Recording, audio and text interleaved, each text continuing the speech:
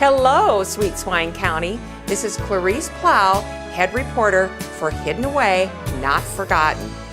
We have lots of people, places, and things to do. My team of reporters and I have been traveling throughout our story country in search of big stories in small towns.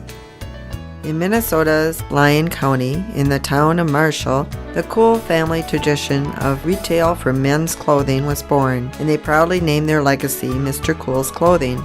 Joe Cool started his career in the family legacy after leaving the Army.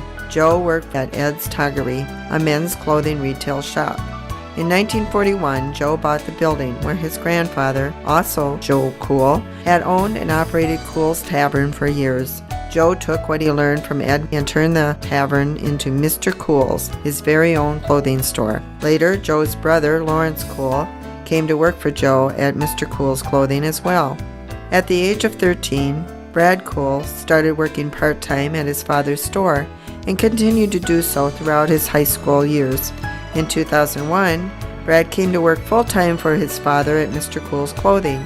For years, Brad learned the trade from Joe and Larry. Eventually, Brad took over running Mr. Cool's, and after Joe's retirement, Brad became the proud owner of Mr. Cool's Clothing and carried on the family tradition. The next time you're in Marshall, make plans to stop by Mr. Cool's Clothing for the finest in men's clothing attire. Mr. Cool's Clothing, Marshall, Minnesota.